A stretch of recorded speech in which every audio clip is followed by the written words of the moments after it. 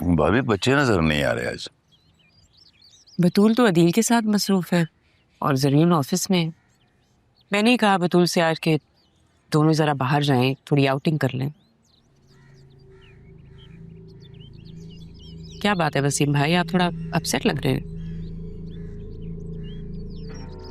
हाँ क्या हुआ, खैरियत है?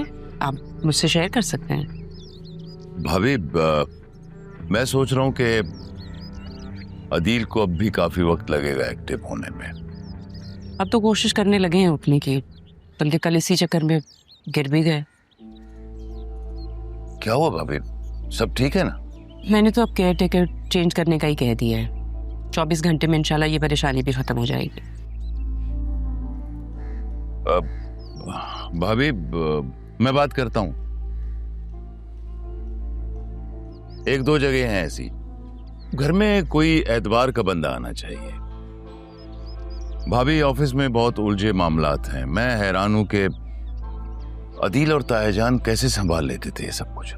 क्या मतलब? सब ठीक तो है ना? भाभी, पहले एक प्रॉमिस करें कि हमारे दरमियान जो बात होगी उसका आप अदील से डिस्कस नहीं करें। अरे आप कैसी बातें कर रहे हैं? मैं बाखुदा देखे, मेरी नीयत बिल्कुल साफ है। मैं तो सिर्फ ये चाहता हूं कि अगर अदील को कोई परेशानी होगी तो वो कैसे रिकवर कर पाएंगे। अरे ये तो हमारी खुशनसीबी है कि आप दोनों का साथ है, वरना पता नहीं हम लोगों का क्या होता। थैंक यू भाभी, आपने मेरा मान बढ़ा दिया। और अच्छा बताएं तो सही, क्या बात थी? भाभी, अदील और तायाजान ने एक प्रोजेक्ट शुरू किया था। उसमें शुरू में काफी डिफिकल्टीज भी आई थी, लेकिन बाद में वो रिकवर हो गई। अब खुशी की बात यह है कि हम भी एक नया प्रोजेक्ट शुरू कर रहे हैं। तो फिर इशू क्या है? भाभी, तायाजान के बाद ये बिजनेस अदील ने संभाल लिया होगा, लेकिन अदील के एक्सीडेंट के बाद जो इन्वेस्टर है वो थोड़े से प्रॉब्लम क्रिएट कर रहे हैं, कुछ इश्यूज बन रहे हैं। और भाभी, हमें इस प्रोजेक्ट के लिए जल्द से जल्द 8 करोड़ की जरूरत है। और ये 8 करोड़ जो है वो बैंक से ही मिल सकते हैं, लोन की शक्ल में।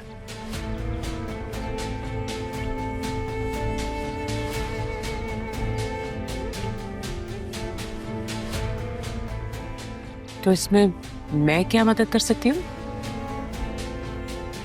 अभी आपको करना यह है कि घर के कागजात शो करवाने होंगे बैंक में। अप्रूव हो जाएगा तो हमारा बिजनेस चल पड़ेगा। और आपको पता है 20 करोड़ का प्रॉफिट है इसमें। 20 करोड़ का प्रॉफिट? हाँ भाभी, मैं तो चाह रहा था कि ये 20 करोड़ जब आपके अकाउंट में ट्रांसफर करूंगा मैं, तो ये सरप्राइज होगा। लेकिन पैसे की कमी की वजह से ये सरप्राइज ना दे सका। अरे आप फिक्र ना करें, कुछ ना कुछ मैं। वसीम भाई, एक जरूरी कॉल है, मैं ये जरा अटेंड कर लूं। Excuse me. हेलो।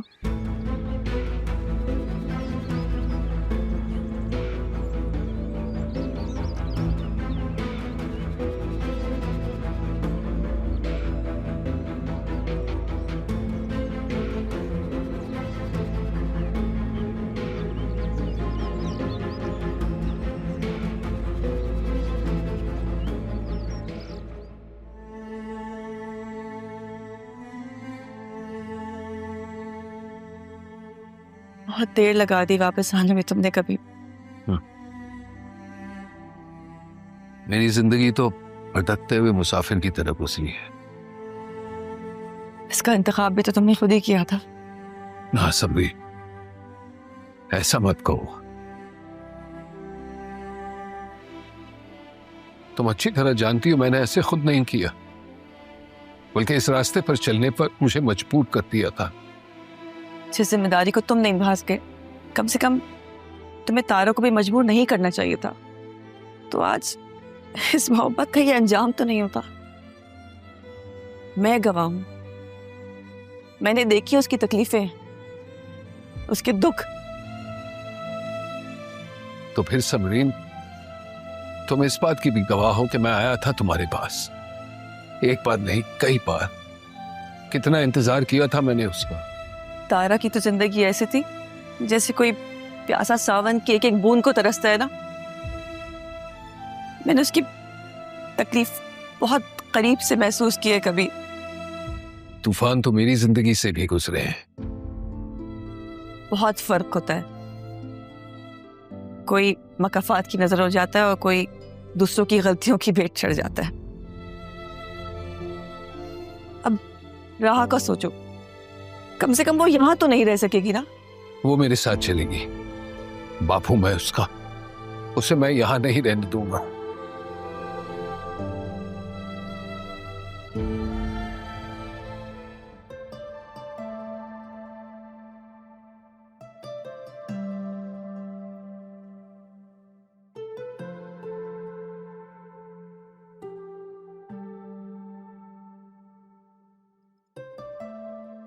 बतूल,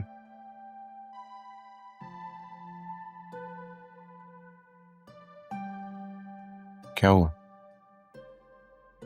ऐसा क्यों लग रहा है इससे कुछ छुपा रही हूँ मुझसे?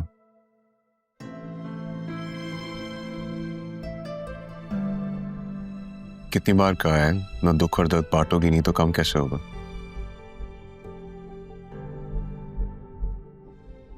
बस बाबा की वजह से काफी परेशान। उन्हें इस तरह इस हालत में देखने की आदत नहीं है ना।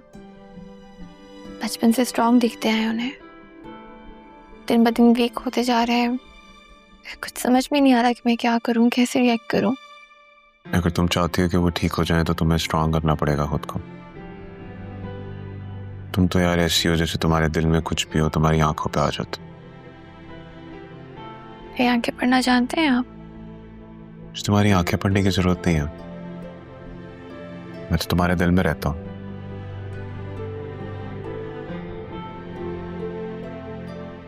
क्या करूं ज़रियून, दिल बहुत उदास हो जाता है।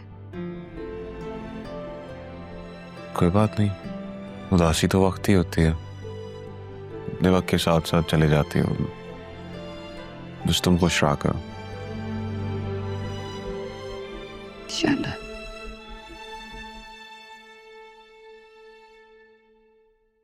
वैसे आसिया आंटी से वो प्रॉपर्टी के पेपर्स ले लेना। उसकी क्या जरूरत आ गई? प्रोजेक्ट के लिए बैंक से लोन लेना। पर बाबा ने तो आज तक लोन नहीं लिया। तो पापा का पहले एक्सीडेंट भी तो नहीं हुआ।